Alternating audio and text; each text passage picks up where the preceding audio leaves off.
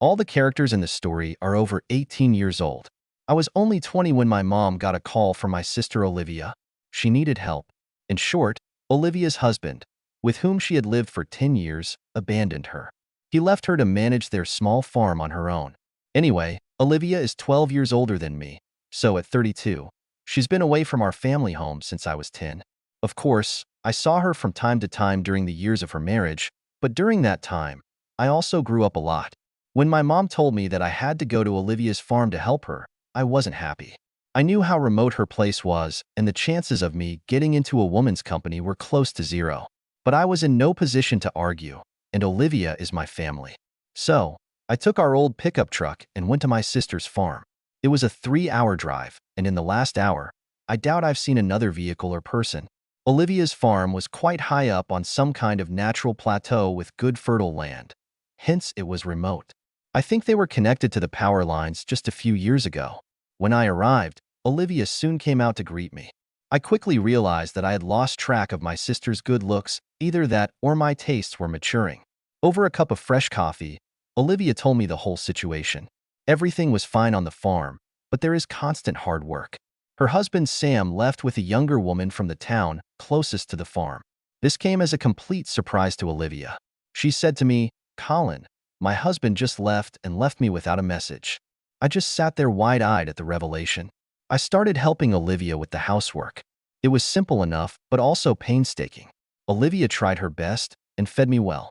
One night it was incredibly warm. I knocked gently on her bedroom door. Olivia, can I talk to you?" "Come in," she said softly. I turned the knob and slipped into her bedroom. The room was softly lit, and my sister was sitting up in bed. "Jesus, I'm sorry. I never wanted you to see this. You caught me off guard and well, I guess I just couldn't stop. I've gone too far. You know that I'm sorry, Colin.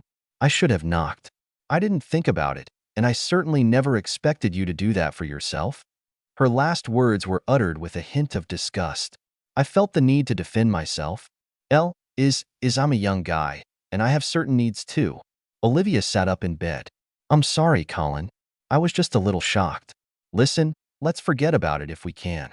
Now I understand that you have desires and needs, and you don't have much chance of finding girls here.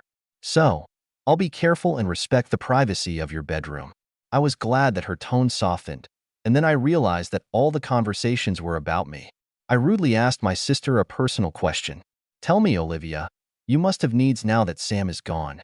She took it in the spirit in which I asked the question. Well, no, not really." We said goodnight to each other, and I went back to my room. The next day, as usual, it was hard to work, although I caught Olivia's eye on me several times. Mind you, I've looked at her more than once too. At our dinner, she asked me about the girls staying at home. "So they don't expect you to marry them? Are you just doing this to them for fun?" "What is it?" she asked. "It's more than fun," I blurted out. The next evening after dinner, I was about to go to bed when Olivia said, "Hey Colin, come and talk to me before going to bed." I waited for a while, then went to her room. I knocked gently and heard Olivia invite me in. "Sis, are you okay?" I asked. "Yes, maybe I'm nervous," she replied. "You're nervous? Why?" I asked her. "Well, I've been thinking a lot. I understand that being here means that you miss your girls, and I think I understand what it means to you. All the things you do. You're a guy, and you need it. I've been thinking about it a lot, and well, if it helps you and if you promise never to say a word to anyone, especially Mom, well, I'd be ready. Only if you want to, of course. Don't think you have to." My eyes almost popped out of their sockets, and my jaw dropped. "Do it with my sister?" I was surprised. "Yes, with me. I understand that I am your sister, so of course, there would be conditions. Mom must never find out. But you're my sister," I blurted out, repeating myself and not stopping to think about Olivia's offer properly. "Yes, but I would do it for you. You're my brother, and I love you like a brother, and you helped me on the farm." My mind was racing. I knew I couldn't hesitate without hurting Olivia's feelings. "Well, let's see how things are tomorrow night," Olivia suggested. "Yes, it's great. It's really amazing." The next day, we both worked hard as usual. None of us mentioned the offer Olivia had made. Evening came. During the meal, we talked about farming and planned household chores for the next day. After we finished dinner, Olivia said, "Join me when you're ready." Are you still sure about this? I asked. Of course I'm sure. I wouldn't mislead a man over something like that, she replied and went to her room. I went to my room, trying not to be overly impatient. After another pause, I quietly went to her door and knocked. Come in, she replied softly. I opened the door a crack and entered the dimly lit bedroom. Colin, it's obvious that I'm going to be embarrassed at first, so please keep that in mind. I was somewhat discouraged by her businesslike approach, and it didn't help me to think that this was exactly how it was with Sam. It was amazing. The shameless honesty took my breath away. Good, Olivia said softly. We were silent for a few minutes, then Olivia said, You're a lot bigger than Sam. Much bigger. I could tell the difference. He's my only man before you. We slept until dawn, and then we started our working day as brother and sister, not as lovers.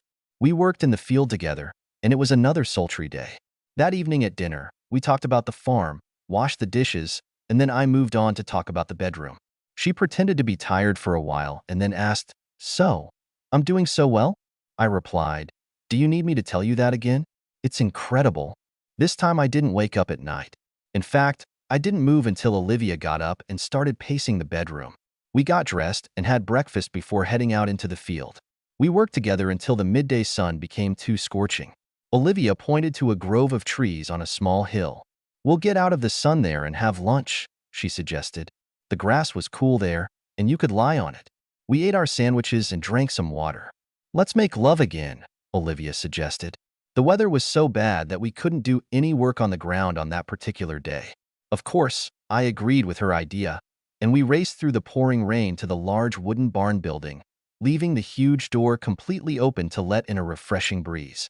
Then I saw Olivia slowly turn her head, look at the open barn door, and exhale. Mom, oh damn it, and